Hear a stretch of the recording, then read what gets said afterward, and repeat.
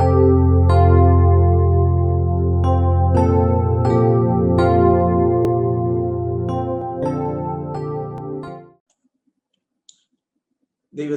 പരിശുദ്ധമായ നാമം വാഴ്ത്തപ്പെടുമാറാകട്ടെ. വീണ്ടും ഒരു പ്രാവശ്യം കൂടി ഈ ചാനലിൽ കൂടി നിങ്ങളുമായി ദൈവവചനം പങ്കുവയ്ക്കുവാൻ ദൈവം നൽകിയ നല്ല അവസരത്തെ ഓർത്ത് ഞാൻ ദൈവത്തെ സ്തുതിക്കുന്നു, സ്തോത്രം ചെയ്യുന്നു.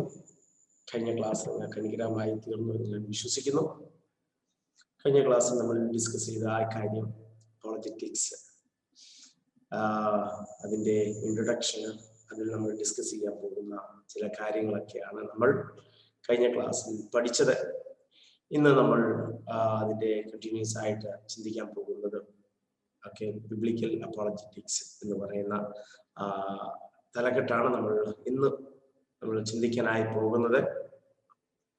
കഴിഞ്ഞ ആഴ്ചയിൽ നമ്മൾ പഠിക്കുന്നതിൻ്റെ പ്രയോജനം, ഓരോ വ്യക്തികളും ഇതിനെക്കുറിച്ച് ശക്തമായ കാര്യങ്ങൾ അറിഞ്ഞിരിക്കണം, അല്ലെങ്കിൽ ഉണ്ടാകാവുന്ന പ്രശ്നങ്ങളെ കുറിച്ച് നമ്മൾ ഡിസ്കസ് ചെയ്തിരുന്നു. പലരും പല അപകടങ്ങളിൽ ചെന്നപ്പെടുന്നത് നമ്മൾ കണ്ടിട്ടുണ്ട്. അതാണ് നമ്മൾ കഴിഞ്ഞ ആഴ്ചയിൽ ഡിസ്കസ് ചെയ്തത്. ഒരു വ്യക്തിക്ക് തനിക്ക് നേരെ വരുന്ന എല്ലാ ചോദ്യങ്ങൾക്കും ഉത്തരം നൽകുവാൻ സാധ്യമല്ല, സാധാരണമാണ്. എല്ലാ ചോദ്യങ്ങൾക്കും മറുപടി നമ്മുടെ കയ്യിൽ ഉണ്ടായിരിക്കണമെന്നില്ല.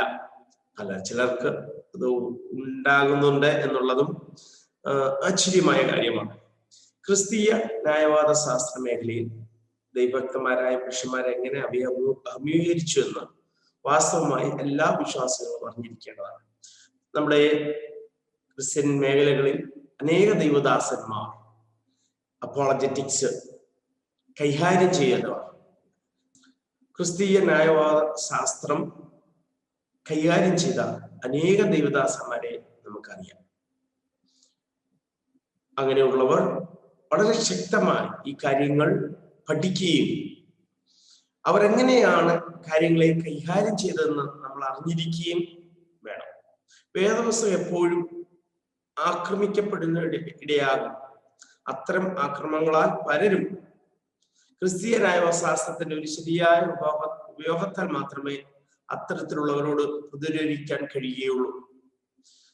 നമുക്ക് ക്രിസ്ത്യൻ വിശ്വാസത്തിനെതിരെ, ബൈബിളിനെതിരെ ഉയർന്നു വരുന്ന ആക്രമണങ്ങളെ നമ്മൾ പ്രതിരോധിക്കണമെങ്കിൽ തീർച്ചയായിട്ടും ഈ മേഖല നമ്മൾ മനസ്സിലാക്കിയിരിക്കണം. വേദപുസ്തക അടിസ്ഥാനത്തിലുള്ളതും ക്രിസ്തീയ പഠനങ്ങളിൽ ഉൾപ്പെട്ടതും ക്രിസ്തീയ വിശ്വാസത്തിന് പ്രതിവാദം നൽകുന്നതുമായ ഒരു ദൈവശാസ്ത്ര വിഭാഗമാണ് ക്രിസ്തീയ ന്യായവാദ ശാസ്ത്രം എന്ന് നാം കണ്ടു കഴിഞ്ഞു. കഴിഞ്ഞ ക്ലാസ്സിൽ നമ്മൾ പറഞ്ഞിരുന്നു എന്താണ് ക്രിസ്തീയ ന്യായവാദ ശാസ്ത്രം എന്നാൽ എന്നുള്ളത്. അതെന്ന് പറയുന്നത് ബൈബിൾ അടിസ്ഥാനമാണ്. പലപ്പോഴും പല ചോദ്യങ്ങളും ബൈബിൾ അടിസ്ഥാനമല്ലാതെ വരുന്നു. അപ്പോൾ നമുക്ക് ചില ചോദ്യങ്ങൾക്ക് മറുപടി ഉണ്ടാകാൻ സാധ്യതയില്ല. നമ്മൾ ബൈബിളിനെ അടിസ്ഥാനമാക്കിയാണ് ചോദ്യങ്ങൾക്ക് മറുപടി നൽകുന്നതെങ്കിൽ തീർച്ചയായിട്ടും അതിൽ നമ്മൾ നിലനിന്ന് വേണം സംസാരിക്കുവാൻ.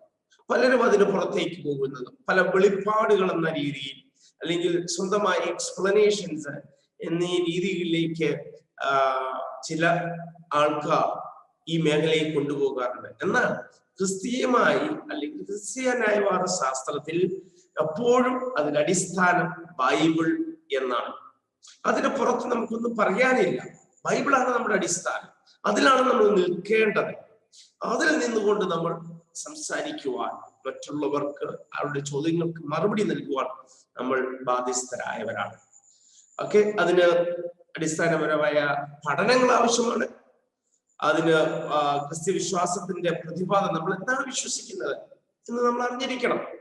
നമ്മുടെ വിശ്വാസം ഒരു അന്ധവിശ്വാസമാണെങ്കിൽ നമുക്ക് പലപ്പോഴും അതിനെ അതിജീവിക്കുവാൻ, ചോദ്യങ്ങളെ അതിജീവിക്കുവാൻ കഴിയുകയില്ല.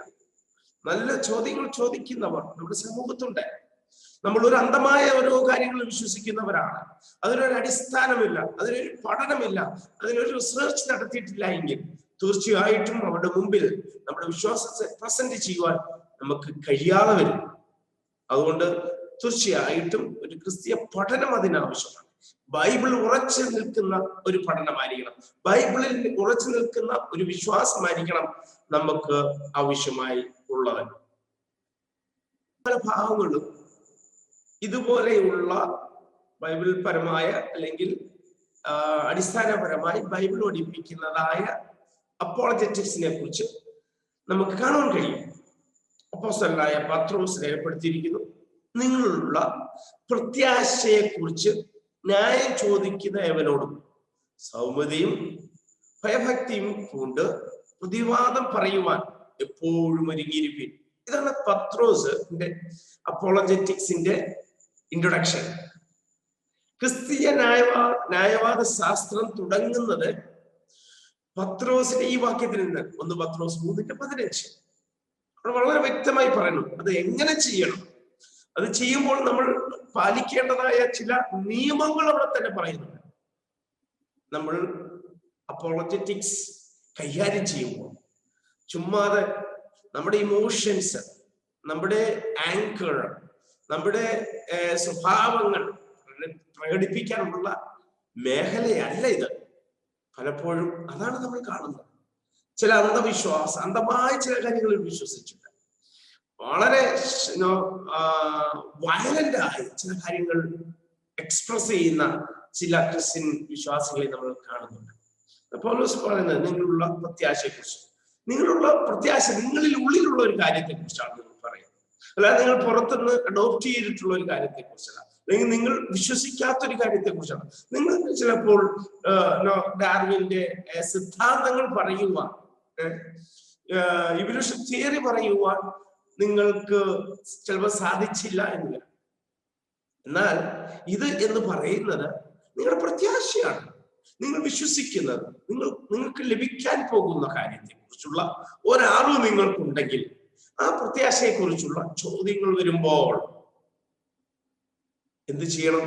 ചോദിക്കുന്നവനോട് സൗമ്യത ഉണ്ടായിരിക്കണം. നമ്മുടെ വാക്കുകൾ വളരെ രുചികരമായി ഉപ്പിനാൽ രുചി വരുത്തിയതായിരിക്കണമെന്ന് നമുക്ക് ബൈബിളിൽ കാണാൻ കഴിയും.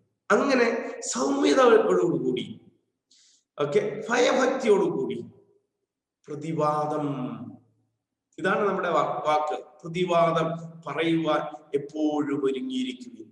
ചിലപ്പോൾ നമ്മൾ പറയും ഈ പ്രതിവാദം അല്ലെങ്കിൽ ഈ ഡിബേറ്റ്സ് അല്ലെങ്കിൽ ഈ സംവാദങ്ങൾ നമുക്ക് ആവശ്യമില്ല എന്ന് പലപ്പോഴും പല ആൾക്കാരും പറയുന്നത് കേട്ടിട്ടുണ്ട്. ചിലപ്പോൾ അവരെ അതിനുവേണ്ടി വിളിച്ചിട്ടുണ്ടാകില്ല. എന്നാൽ ഇത് നിങ്ങളോട് ചോദിക്കുന്നവരോട് നിങ്ങളുടെ പ്രത്യാശയെ കുറിച്ച് പറയുന്നില്ല എങ്കിൽ നിങ്ങളുടെ പ്രത്യാശ ഒരു യഥാർത്ഥ പ്രത്യാശയല്ല. നിങ്ങൾക്ക് അവർ ചോദിക്കുന്ന ചോദ്യങ്ങൾക്ക് മറുപടി പറയാൻ കഴിയുന്നില്ല എങ്കിൽ നിങ്ങൾ അന്ധമായിട്ടുള്ള ആരോ പറഞ്ഞതായ ഒരു പ്രത്യാശയിലാണ് നിങ്ങൾ വിശ്വസിക്കുന്നത്. എന്നാൽ നിങ്ങളിൽ ഉള്ളിലുള്ള നിങ്ങളുടെ ആ പ്രത്യാശ വലിയ പ്രത്യാശ അല്ലെ, അതിനെക്കുറിച്ച് യാക്കോബ് അങ്ങനെയാ പറയുന്നത്, വലിയ പ്രത്യാശ. ഈ പ്രത്യാശയെ കുറിച്ച് അയാൾ ചോദിക്കുമ്പോൾ നമ്മൾ അതിന് പ്രതിവാദം പറയണം, അതിനോട് വാദിക്കണം. നമ്മളിലുള്ള ആ അറിവുകൾ കൊണ്ട്, വിശ്വാസം കൊണ്ട്, വചനത്തിന്റെ അടിസ്ഥാനത്തിൽ ഒരുങ്ങിയിരിക്കുവാനായി പത്രോസ് നമ്മളെ പഠിപ്പിക്കുന്നു. നമ്മുടെ വിശ്വാസത്തെ ചോദ്യം ചെയ്യുന്ന ഒരു വ്യക്തിയോട് പ്രതിവാദം പറയുന്നത് നമ്മുടെ ആത്മീയ ഉത്തരവാദിത്വത്തിന്റെ ഭാഗമാണ്. നമ്മളൊരു ആത്മീയമായ ഒരു വ്യക്തിയാണെങ്കിൽ, എന്താണ് ആത്മീയമായ ഒരു വ്യക്തി എന്ന് പറയുന്നത്?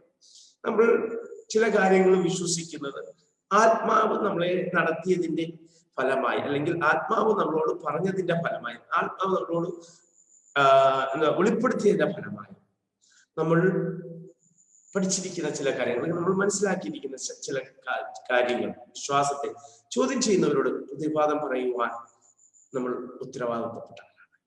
അതുകൊണ്ടാണ് നമ്മളെ ആത്മീയരെന്ന് വിളിക്കുന്നത്. ന്യായവാദ ശാസ്ത്രത്തിന്റെ ഗ്രീക്ക് പദമായ അപ്പോലോഗിയ, നമ്മൾ ഇൻട്രൊഡക്ഷനിൽ കണ്ടതായ കാര്യമാണ്. എന്ന പദം ഇവിടെ ഉപയോഗിച്ചിരിക്കുന്നത് പ്രതിവാദം പറയുക എന്ന മലയാളത്തിലെ ഭാഷാന്തരം ചെയ്തിരിക്കുന്നു.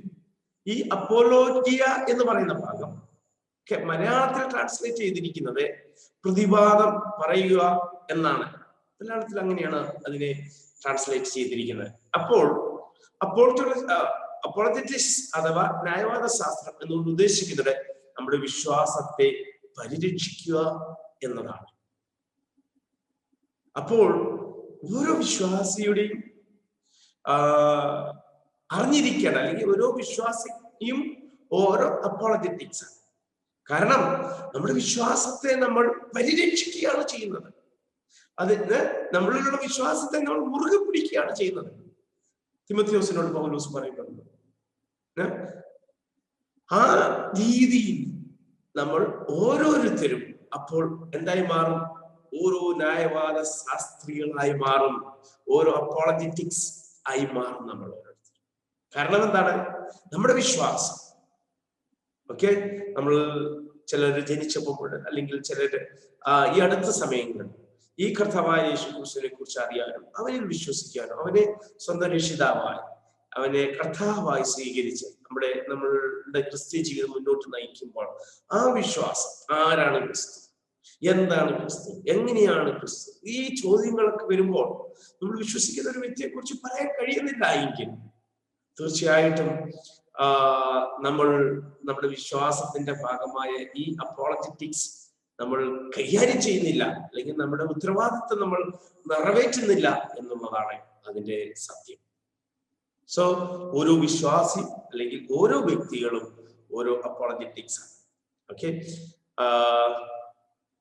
ക്രിസ്ത്യൻ ന്യായവാദശാസ്ത്ര സ്വഭാവത്തെയും പ്രവർത്തനത്തെയും ഉൾപ്പെടുത്തിക്കൊണ്ടുള്ള ഒരു നഹോചന അപ്പോസ്തലനായ പൗലോസ് എഴുത്തിൽ നിന്ന് നമുക്ക് സ്വീകരിക്കാം.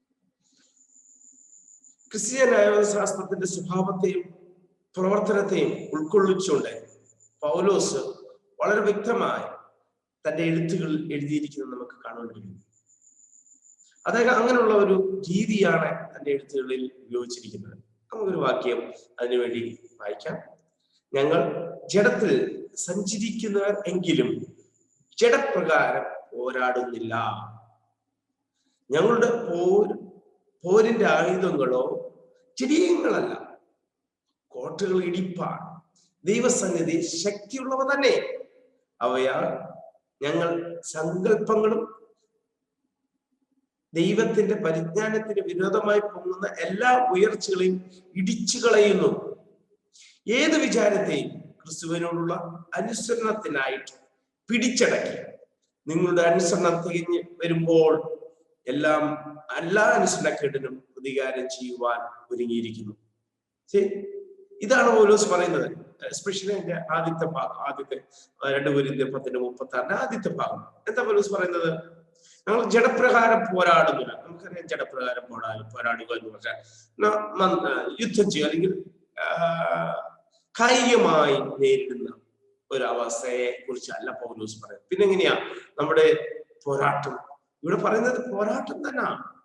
ജഡത്തിന്റെ ജഡപ്രകാരം പോരാടുന്നില്ല, പക്ഷെ നമ്മൾ പോരാടും. ഞങ്ങളുടെ പോരിന്റെ ആയുധങ്ങളോ ജഡീകങ്ങളല്ല. നമ്മുടെ കയ്യോ നമ്മുടെ കാലോ നമ്മൾക്ക് ഉപയോഗിക്കാവുന്ന ഏതെങ്കിലും ആയുധങ്ങൾ വെച്ചോ, അല്ലെങ്കിൽ നമ്മുടെ ഇമോഷൻസ് വെച്ചോ, നമ്മുടെ ജഡത്തിൽ നിന്നുണ്ടാകുന്ന കാര്യങ്ങൾ വെച്ചത്, ജഡത്തിൽ നിന്നുണ്ടാകുന്ന ആങ്കർ, ഓക്കെ, പ്രൗഡ്, പിന്നെ ഇങ്ങനെയുള്ള കാര്യങ്ങൾ നമ്മുടെ ജഡത്തിൽ നിന്ന് ഉയരുന്നതാണ്. ഇത് വെച്ചല്ല ഞങ്ങൾ പോരാടുന്നത്. ആരോട് പോരാടുന്നത്? കോട്ടകൾ ഇടിപ്പാൻ ദൈവസന്നിധി ശക്തിയുള്ളവ തന്നെ. അവയാൽ ഈ കോട്ടകൾ ഇടിക്കുന്ന കാര്യങ്ങളാൽ, അതെന്തൊക്കെയാണ്? ജഡത്തിന്റെ ആയുധങ്ങളല്ല, അല്ലെങ്കിൽ പോരിന്റെ ആയുധങ്ങളല്ല. പിന്നെയോ കോട്ടകൾ ഇടിപ്പാൻ ദൈവസന്നിധി ശക്തിയുള്ള ദൈവത്തിന്റെ ആത്മാവിനാൽ, ഓക്കെ, ദൈവത്തിന്റെ ആത്മാവിന്റെ സ്വഭാവത്താൽ, അതിന്റെ ഫലത്താൽ ഞങ്ങളുടെ സങ്കല്പങ്ങളും ദൈവത്തിന്റെ പരിജ്ഞാനത്തിന് വിരോധമായി പൊങ്ങുന്നു. അവയാൽ ഞങ്ങൾ സങ്കല്പങ്ങളും ദൈവത്തിന്റെ പരിജ്ഞാനത്തിന്, ചില സങ്കല്പങ്ങൾ വെച്ചിട്ട് ദൈവത്തിന്റെ പരിജ്ഞാനത്തിന് വിരോധമായി ചില കാര്യങ്ങൾ കൊണ്ടുവരുന്നു. സങ്കല്പങ്ങൾ, ഓക്കെ, ഇമാജിനേഷൻസ്, ഇങ്ങനെയാണ്, അത് അങ്ങനെയാണ് എന്നുള്ള രീതിയിൽ ചില കാര്യങ്ങൾ കൊണ്ടുവന്ന് ദൈവത്തിന്റെ പരിജ്ഞാനത്തിന് വിരോധമായി ഉണ്ടായി വരുന്നത്. എന്താണ് ദൈവത്തിന്റെ പരിജ്ഞാനത്തിന് വിരോധമായി ഉയർന്നു വരുന്നത്? സങ്കല്പങ്ങൾ, ചില imaginations, imaginary stories, imaginary revelations, ഇതൊക്കെ കൊണ്ടുവന്ന് ദൈവത്തിന്റെ പരിജ്ഞാനത്തിന് വിരോധമായി വരുന്നതായ കാര്യങ്ങളെ, അങ്ങനെ എല്ലാ ഉയർച്ചകളെയും ഇടിച്ചു കളയുന്നു. എന്തുവാ അവിടെ ശക്തമായ ഒരു വേട ഉപയോഗിച്ചിരിക്കുന്നു. അല്ലാതെ അതിനെതിരെ ഞങ്ങൾ വളരെ വളരെ താഴ്മയോട് അവരോട് അപേക്ഷിക്കുന്നൊന്നുമല്ല. അതിനെ തകർത്ത് കളയത്തക്കവണ്ണം അങ്ങനെയുള്ള സങ്കല്പങ്ങളെ, അങ്ങനെയുള്ള പഠിപ്പീരുകളെ, അങ്ങനെയുള്ള ഹെറസീസിനെ തകർത്ത് കളയുവാൻ, നശിപ്പിച്ച് കളയത്തക്കവണ്ണം പിടിച്ചു കളഞ്ഞ് ഏത് വിചാരത്തെയും ക്രിസ്തുവിനോടുള്ള അനുസരണത്തിനായിട്ട് പിടിച്ചടക്കി. നിങ്ങളുടെ അനുസരണം തികഞ്ഞു വരുമ്പോൾ എല്ലാ അനുസരണക്കേടിനും പ്രതികാരം ചെയ്യുവാൻ ഒരുങ്ങിയിരിക്കുന്നു. അതാണ് പൗലോസ് പറയുന്നത്. ഈ ഒരു രീതിയിലാണ് നമ്മുടെ ന്യായവാദ ശാസ്ത്രം മുന്നോട്ട് കൊണ്ടുപോകേണ്ടത്. ഓക്കെ, അത് ഒരിക്കലും നമ്മുടെ ഇമോഷൻസ് അതിനകത്ത് വരുവാനേ പാടില്ല.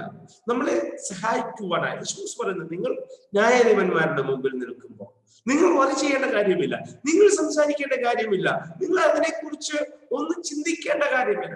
പരിശുദ്ധാത്മാവ്, ആ പരിശുദ്ധാത്മാവാണ് നമുക്ക് ഇതിനാവശ്യമായിരുന്ന ഗൈഡൻസ് അല്ലെങ്കിൽ നമുക്ക് വേണ്ടി സംസാരിക്കുന്നത്. യേശുക്രിസ്തു പ്രോമിസ് നൽകിയിട്ടുണ്ട്. എന്നാൽ പലപ്പോഴും നമ്മളെന്താ ചെയ്യുന്നത്? അതങ്ങനെയല്ല, അതിങ്ങനെയാണ്, നിങ്ങൾ പറയുന്നത് തെറ്റാണ്, നിങ്ങൾ പറയുന്നത് അതാണ്, നിങ്ങൾ പറയുന്നത് ഇതാണ്. നിങ്ങൾ വളരെ ഇമോഷണലായി അങ്ങനെയല്ല നമ്മുടെ വിശ്വാസത്തെയും നമ്മുടെ പ്രത്യാശയും ദൈവത്തിന്റെ പരിജ്ഞാനത്തിന് വിരോധമായി പോകുന്ന കഥകളെയും സ്റ്റോറീസിനെയും പഠിപ്പിക്കുന്നതിനെതിരെ നമ്മൾ നിൽക്കേണ്ട സൗമ്യതയോടുകൂടി, ഭയഭക്തിയോടുകൂടി. ഇത് ഞാനല്ല സംസാരിക്കുന്നത്, എന്റെ നാവിനാൽ ദൈവത്തിന്റെ ആത്മാവ് മറ്റുള്ളവരോട് സംസാരിക്കുന്നു എന്നുള്ള അർത്ഥത്തിൽ നമ്മൾ ഒരുങ്ങിയിരിക്കണം, അല്ലെങ്കിൽ നമ്മൾ മുന്നോട്ട് നമ്മുടെ കാര്യങ്ങൾ കൊണ്ടുപോകേണ്ടിയിരിക്കുന്നു. മനുഷ്യനോടുള്ള ദൈവത്തിന്റെ പ്രവർത്തനത്തെ ന്യായീകരിച്ചുകൊണ്ടുള്ള ഒരു ന്യായവാദം ഇയ്യോബിന്റെ പുസ്തകത്തിലുടനീളം പ്രകടമാണ്. ഇയ്യോബും അത് പറയുന്നുണ്ട്. ബൈബിളിൽ ബിബ്ലിക്കൽ അപ്പോളജറ്റിക്സ് എന്ന് പറയുന്നത് നമ്മൾ ഉണ്ടാക്കിയെടുക്കുന്ന ഒരു കാര്യമല്ല. ബൈബിളിൽ പല കാര്യങ്ങൾ അതിനെക്കുറിച്ച് പൗലോസ് പറയുന്നത് നമ്മൾ അവിടെ കണ്ടു. പ്രതിവാദം ചെയ്യുക അല്ലെങ്കിൽ തകർക്കത്തക്കവണ്ണം എന്ന് പൗലോസും പറയുന്നു. ഓക്കെ, ഇനിയിപ്പോ എന്താണ് ഇയ്യോബിന്റെ പറഞ്ഞത്? ആത്മാർത്ഥതയും എന്താണ് ഇയ്യോബ് പറയുന്നത്? ദൈവത്തിലുള്ള തന്റെ ആശ്രയവും ആത്മാർത്ഥതയും ഇയ്യോബ് സമർത്ഥിക്കുന്നു. ജാതികളുടെ ദൈവങ്ങളെ പോലെ അല്ല ഇസ്രായേലിന്റെ ദൈവം. അതേപോലെ തന്നെയാണ് ഇയ്യോബും തൻ്റെ ജീവിതത്തിലൂടെ ഒരു വലിയ ന്യായവാദം ഉയർത്തുന്നതായി കാണാം. മനുഷ്യനോടുള്ള ദൈവത്തിന്റെ പ്രവർത്തനത്തെ ന്യായീകരിച്ചുള്ളതായിരുന്നു ഇയ്യോബിന്റെ ന്യായവാദം. അത് ഈ ഇയ്യോബിന്റെ പുസ്തകത്തിലുടനീളം നമുക്ക് കാണാം. തന്റെ സഹോദരന്മാരോട് തന്റെ ഫ്രണ്ട്സിനോട് സംസാരിക്കുന്ന ഇയ്യോബിനെ വളരെ ശക്തമായി ദൈവത്തിന്റെ പ്രവർത്തനങ്ങളെ കുറിച്ച് വാദിക്കുന്നത്, ന്യായവാദം നടത്തുന്നത് നമുക്ക് കാണാം. ദൈവത്തിലുള്ള തന്റെ ആശ്രയവും ആത്മാർത്ഥതയും ഇയ്യോബ് സമർത്ഥിക്കുന്നു. തനിക്കറിയാം താൻ എത്രമാത്രം ദൈവത്തോട് ആത്മാർത്ഥതയുള്ളതാണ് എന്ന്. അത് ദൈവം തന്നെ സാക്ഷി പറയുന്നത് നമുക്ക് 1-ാമത്തെ വാക്യത്തിൽ കാണാൻ കഴിയും. ജാതികളുടെ ദൈവങ്ങളെ പോലെ അല്ല ഇസ്രായേലിന്റെ ദൈവം. അതിനു മേലെ അവിടുന്ന് വിശ്വസ്തൻ, തന്നെ ആശ്രയിക്കുന്നവരെ സംരക്ഷിക്കുന്നവനാണെന്ന് കൂടി ഇയ്യോബ് വ്യക്തമാക്കുന്നു. ഇയ്യോബിന്റെ ആ ലേഖനം മുഴുവനും വളരെ ശക്തമായി ഇസ്രായേലിന്റെ ദൈവത്തിന്റെ ആത്മാർത്ഥതയെ കുറിച്ച്, എങ്ങനെയാണ് ഒരു ഡേ ടു ഡേ ലൈഫിൽ തന്നിൽ ആശ്രയിക്കുന്ന ദൈവത്തെ വിടിവിക്കുന്നത് എങ്ങനെയാണ്, തന്നിൽ ആശ്രയിക്കുന്ന ജനത്തെ കെയർ ചെയ്യുന്നത് എങ്ങനെയാണ് എന്ന് ഇയ്യോബ് വളരെ ശക്തമായി വാദിക്കുന്നുണ്ട്. ഇയ്യോബ് അവസാനം പറയുന്നു, ഞാൻ ദൈവത്തെ കുറിച്ച് ഒരു കേൾവി മാത്രം കേട്ടതേ ഉള്ളൂ. ദൈവത്തെ കുറിച്ച് അധികം ഇയ്യോബിന് അറിയില്ല. ഇയ്യോബിന്റെ കയ്യിൽ ഒരു ബൈബിൾ ഇല്ല. ഇയ്യോബിനോട് അത് പറഞ്ഞു കൊടുക്കാൻ ആരും അധികം ഇല്ല. ഒരു കേൾവിയിൽ കൂടി ഉണ്ടായ ഒരു വലിയ ബുക്കാണ് ഇയ്യോബിന്റെ ലേഖനം എന്ന് നമുക്ക് കാണാൻ കഴിയും. അങ്ങനെയാകുമ്പോൾ നമ്മുടെ കയ്യില് വളരെ ശക്തമായ ആത്മപ്രവൃത്തി നടക്കത്തക്കവണ്ണമുള്ള ഒരു ബൈബിൾ നമ്മുടെ കയ്യിൽ ഇരിക്കുമ്പോൾ നമ്മൾ എത്രമാത്രം അതിനെ ഡിഫെൻഡ് ചെയ്യേണ്ടിയിരിക്കുന്നു. എത്രമാത്രം നമ്മുടെ ഫെയ്ത്തിനെ നമ്മൾ ഡിഫെൻഡ് ചെയ്യേണ്ടിയിരിക്കുന്നു, നമ്മുടെ പ്രത്യാശയെ നമ്മൾ ഡിഫെൻഡ് ചെയ്യേണ്ടിയിരിക്കുന്നു. യോബ് പറയുന്നു, ഞാൻ കേട്ടിട്ടുള്ള ഒരു കേൾവിയിൽ കൂടി ഇത്രമാത്രം ശക്തമായ ദൈവത്തെ കുറിച്ച് അറിയുവാൻ അല്ലെങ്കിൽ പറയുവാൻ യോബിന് കഴിയുന്നുണ്ടെങ്കിൽ നിങ്ങൾക്ക് എനിക്കും എത്ര ശക്തമായി പഠിപ്പിക്കുവാൻ അല്ലെങ്കിൽ ഇതിനെ ഡിഫെൻഡ് ചെയ്യുവാൻ കഴിയും അല്ലെ? നമ്മൾ തീർച്ചയായും ചിന്തിക്കേണ്ട ഒരു കാര്യമാണ്. സങ്കീർത്തനം 14-19 ന്യായവാദ സ്വഭാവമുള്ളവർ, അത് നമ്മൾ എടുത്ത് പഠിക്കുമ്പോൾ അവിടെയും കാണാം വളരെ ശക്തമായി ദൈവത്തെ, ഇസ്രായേലിന്റെ ദൈവത്തെ കുറിച്ച് വാദിക്കുന്നത്, അതിനെക്കുറിച്ച് അവർ ആഴമായി ദൈവത്തിന്റെ പ്രവൃത്തികളെ വർണ്ണിക്കുന്നത്. ആര് വന്നാലും, മൂടൻ പറഞ്ഞാലും അല്ലെങ്കിൽ ഏത് രീതിയുള്ള ആൾക്കാർ ഇസ്രായേലിന്റെ ദൈവത്തിനെതിരെ വന്നാലും അവർ ശക്തമായി പ്രതികരിച്ചിരുന്നു എന്ന് നമുക്ക് ഈ വാക്യങ്ങളിൽ കൂടി കാണാൻ കഴിയും. അതാണ് നമ്മൾ പഠിക്കുന്നതായ അപ്പോളജറ്റിക്സ്, ന്യായവാദ ശാസ്ത്രം എന്നുകൊണ്ട് ഉദ്ദേശിക്കുന്നത്. റോമാലേഖനം 1:20 ഇത് വ്യക്തമാക്കുന്നതാണ്. നമുക്കറിയാം, എല്ലാവർക്കും അറിയാവുന്ന ഭാഗമാണല്ലോ. സർവശക്തനും സർവജ്ഞാനിയുമായ ദൈവത്തിന്റെ അസ്തിത്വത്തിന് പ്രപഞ്ച അത്ഭുതങ്ങൾ മതിയാകുന്നതാണ് എന്ന് രേഖപ്പെടുത്തുന്നതിൽ കൂടി റോമർ 2:20 ഇത് ദൃഢീകരിക്കുകയാണ്. 1:20 പറയുന്നത്, 2:20 ഇത് പറഞ്ഞ ശേഷം പറയുന്നു, ദൈവത്തെ കുറിച്ച് അവർക്ക് അറിയാവുന്നത് അവരുടെ ഹൃദയങ്ങളിൽ വെളിവായി വന്നു. ഈ പ്രപഞ്ചാത്ഭുതങ്ങളിൽ നോക്കുന്ന ഒരാൾക്ക് ദൈവം ഉണ്ട് എന്ന് പറയാൻ കഴിയും. ഈ വാദത്തിൽ കൂടി പൗലോസ് കൊണ്ടുവരുന്നത് ദൈവമില്ല എന്ന് പറയുന്ന ഒരു സമൂഹത്തിനോട് ദൈവം ഉണ്ട് എന്ന് തെളിയിക്കുവാൻ, വളരെ ശക്തമായ രീതിയിൽ ദൈവം ഉണ്ട് എന്ന് തെളിയിക്കുവാൻ ഉപയോഗിക്കുന്ന 2 വാക്യങ്ങളാണ് 1:20, 2:20. ഇത് രണ്ടും വളരെ ശക്തമായി ദൈവം ഉണ്ട് എന്ന് നമ്മൾ പ്രപഞ്ചത്തിൽ നോക്കുമ്പോൾ, ഈ സൃഷ്ടിയെ നോക്കുമ്പോൾ മനസ്സിലാക്കാൻ കഴിയും. അത് മാത്രമല്ല ദൈവം ഉണ്ട് എന്ന് തെളിയിക്കുവാനായിട്ടുള്ളത് പിന്നെന്താണ്? അത് ഓരോരുത്തരുടെ ഹൃദയങ്ങളിൽ വെളിപ്പെട്ടു വരുന്നു.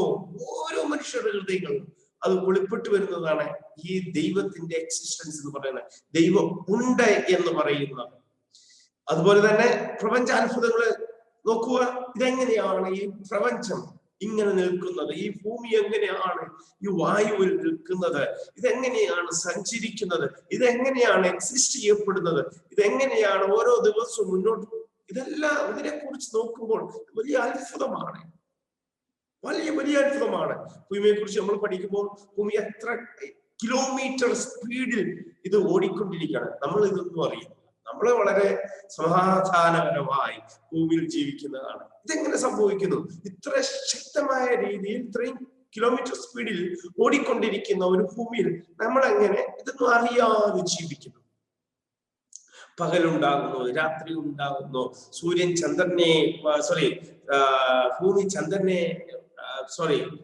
ഭൂമി സൂര്യനെ വലം വയ്ക്കുന്നു.